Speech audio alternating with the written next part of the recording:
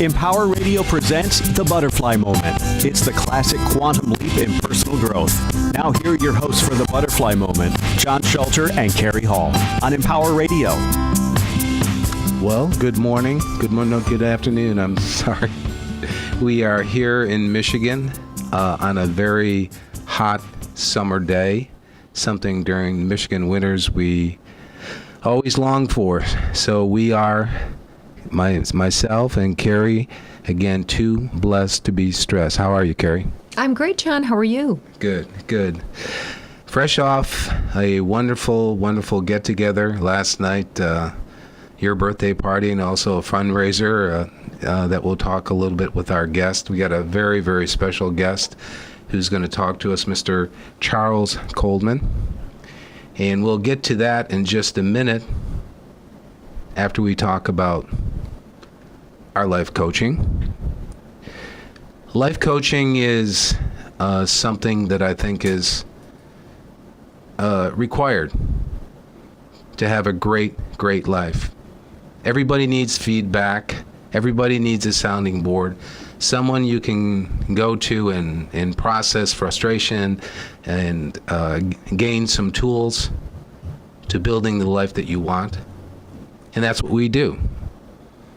Carrie and I are available at our website, butterflylifecoach.com, or call 248-568-7021, and we can set up a free initial consultation, and we can talk about you, and we can talk about what would make a great life for you, and setting up some sort of strategy so that you can achieve it. Because in life, you are either pursuing your own goals or someone's making them for you.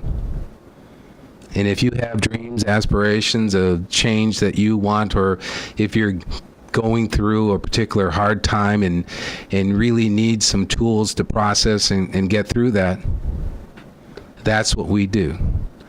And we would love the opportunity to meet with you or give you that free session to see what your dreams are and developing a game plan to how to get there. So we have so much to talk about that I thought that we would really get into our interview process with Carrie and have her introduce this very special guest that we have in town for the next couple days, Mr. Charles Coldman. Carrie? Hi. Well, good morning, good afternoon. We are very excited to have Charles Coldman here, straight from the UK by way of Tennessee. He's in Michigan with us now. He is the founder and director of African Promise. And we're just going to get right into it and ask Charles all about his work and what he does in the village of, or the area of the Kasigau area, which is in southeast Kenya. Is that right, Charles? That's correct, yes. Awesome. Yeah. Charles, awesome. I was wondering, we had breakfast together, and tell us a little bit about your background before you got into your projects in near Kenya, Africa. Where does this all, what's the source of all of this? Well, I've had a connection with Africa, East Africa, going back to when I was 17, 18 years old. And I had an opportunity then to travel to that part of the world and to see a world that was very different to the one that I had been privileged to grow up in. And, new experiences, new cultures, new people. And it taught me a lot. Taught me a lot about myself. Taught me a lot about life. And I've taken those lessons, and they've formed really. They've been the basis of all the decisions that I've made over the last 14, 15 years, and have led me to do what I do now with African Promise. That's interesting, Charles. What are some of the insights that you arrived at when you were Were you a gap year student there? I was a gap year student between high school and college. And then what exactly did you do there during your gap year? Were you there for the whole year? I was there for 3 months. I was based in a village in this rural area of Kasigau, and was supporting community-based development projects in the area, and spending a lot of time getting to know people and getting under the skin of this new corner of the world, and new people and a new community, and it was a very eye-opening experience. Charles, part of this show is taking advantage and the opportunity of talking to what I call movers and shakers, of people who are doing things in their life and what that requires. And part of the theme of this show is the butterfly moment. We talked about this a little bit this morning at breakfast, and butterfly moment being that time from the cocoon or whatever restraints that you have in life, where you have this aha experience, and it's, I can do this. This is what I was meant to do. Symbolically or metaphorically, with the butterfly, it's, I'm one of the most beautiful insects in the world, and I can fly. What was that moment from you after this gap year where you decided, I can make a difference, I can do this and help these people? I think I've had quite a few moments like that, which I guess cumulatively have led to doing what I do now. Seeing a need and feeling that I had the power to do something about it, that led me to make a decision to support one school in this area of Kenya.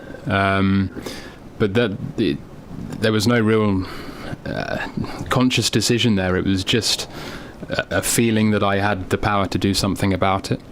So Charles, I'm sorry, I didn't mean to interrupt. Go carry on. on. So after you left, after your gap year, what did you go on to do? I went on to college and spent 3 years getting a degree in business economics. Meanwhile, though, I was raising some funds to do a project in one of the schools in Kasigau. What school was that? That was Jora Primary School. Jora. And Jora is a village now which I call my second home. Right, and we've seen your second home. We've spent the night in your second home, and it's beautiful. Thank you very much. Who built that for you? That was built by local builders, and I drew some lines in the dirt of what I wanted, and they came and built it. But wow. It was on land that was given to me by the community as a thank you for the work that I had done at that school. That's a wonderful thank you. It's quite unique, and a great honor to have been given that.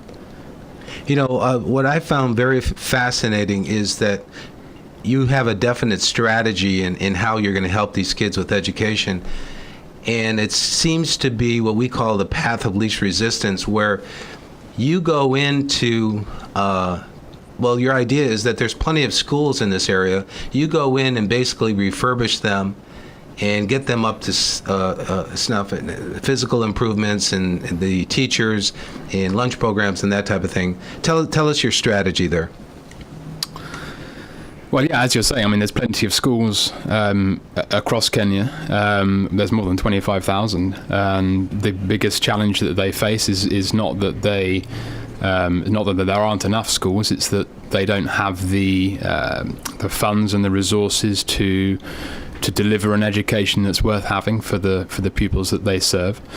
So our response to that, or African Promise's response to that need, is to provide the schools and the teachers with the tools and the resources that they need to be able to deliver an education that's worth having to the children, most of whom are from very disadvantaged backgrounds in that community. So yes, we upgrade physical infrastructure and we build classrooms and and do that sort of improving the fabric of the school. But we also fund the salaries of extra teachers. We provide textbooks and educational materials. We provide learning opportunities for children, educational opportunities for them to visit other parts of Kenya, see other parts of the country, learn about other parts of the country, getting away just from learning about everything from a textbook, the opportunity to see things for themselves and have new experiences and really expand their horizons and show them that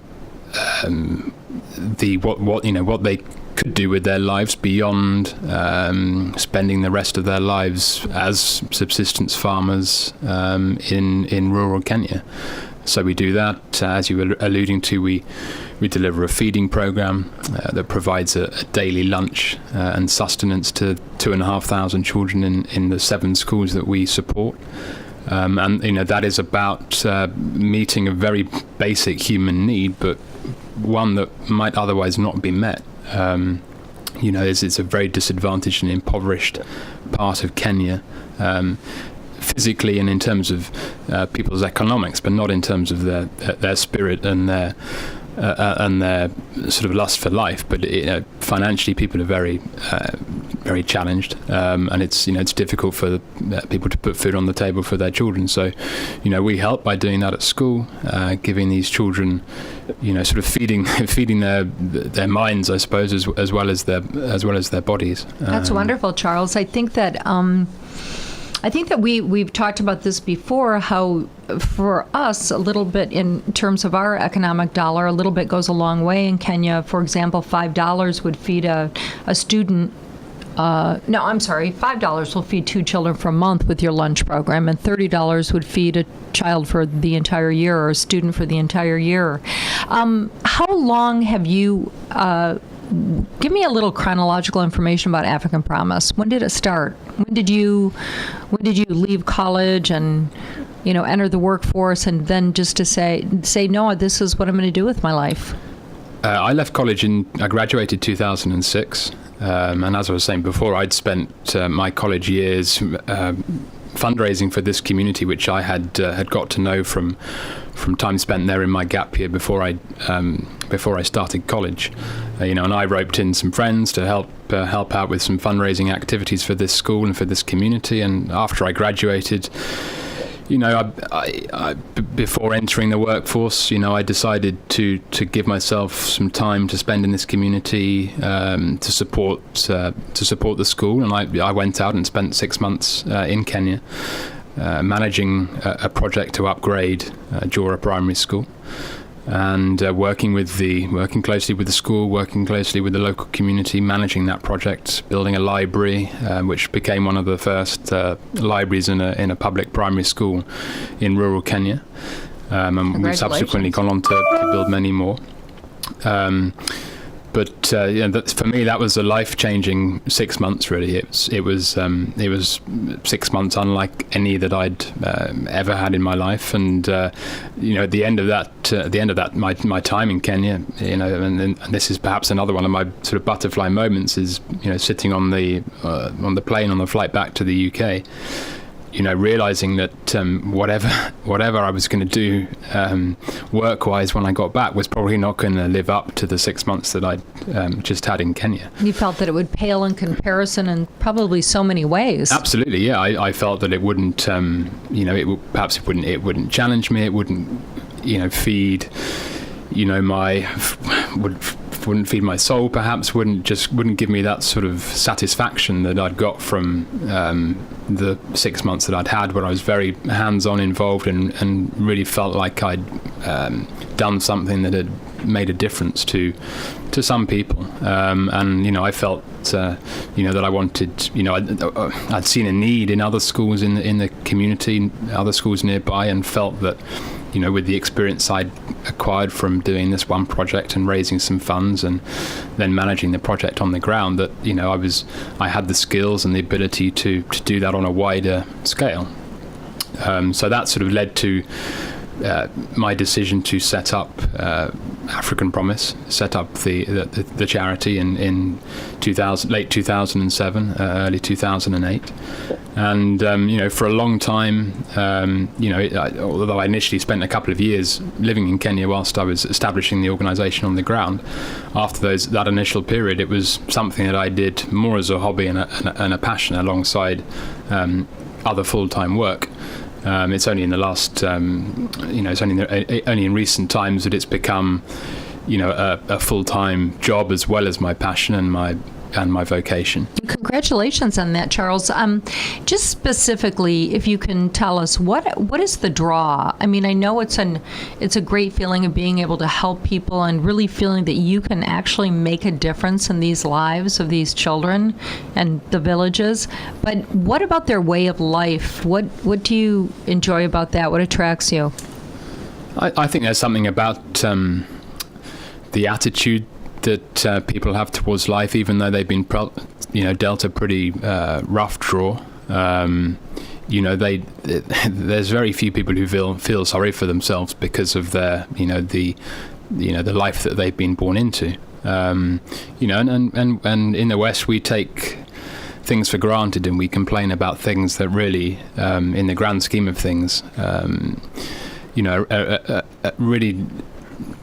Not something that we should be whinging and moaning about. The community, the people in the communities that African Promise works in, they've got tough lives. They live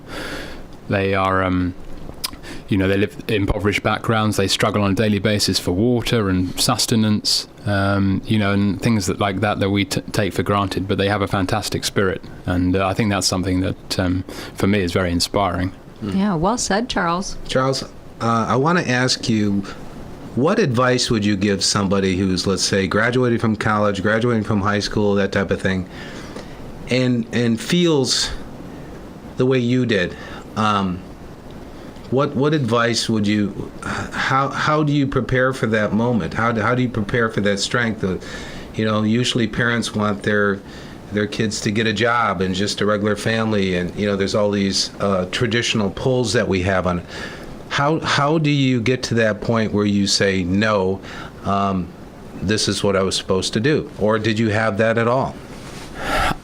I don't know whether I had that really. I mean, I've been very fortunate that my family, my parents in particular, have always been very supportive. They've given me the opportunities and the freedom and the independence to make my own course in life.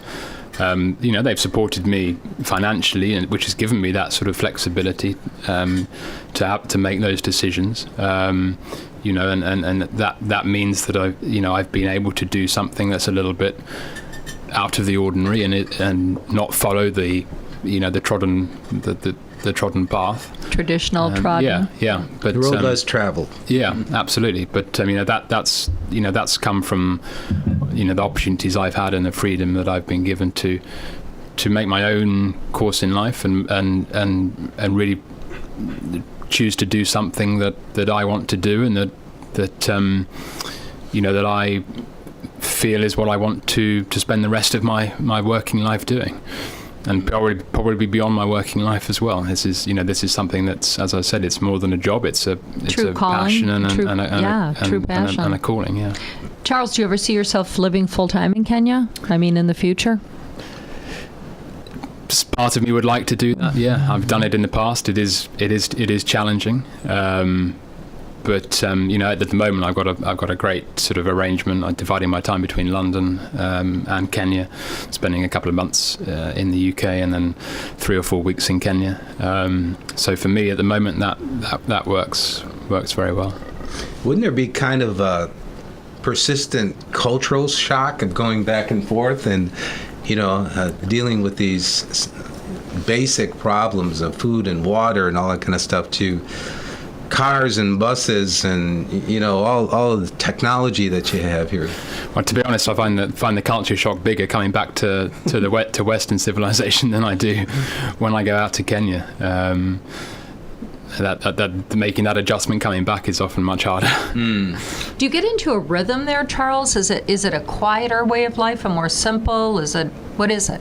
It's certainly much quieter. not necessarily more simple and straightforward, but I like, every day brings challenges that you probably wouldn't face elsewhere in the world, certainly wouldn't face in London. Give me a challenge. Tell me.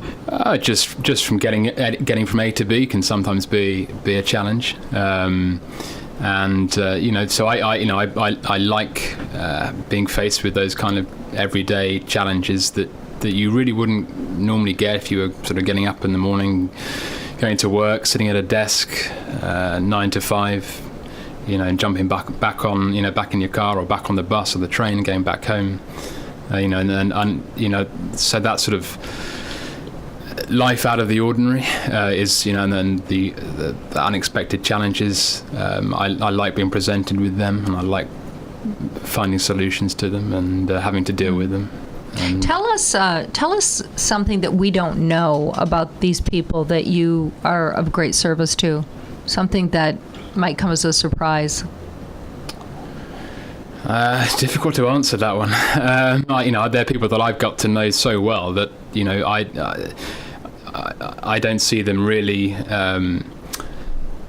I know them so well that I don't see any differences anymore. And for me, it's all become very, very ordinary. So what is ordinary to me about them might be extraordinary to other people. Yeah, maybe you can think back to when you first went. I know personally, I was struck by the joy, the acceptance of circumstances, the joy that the people have, the acceptance of certain circumstances,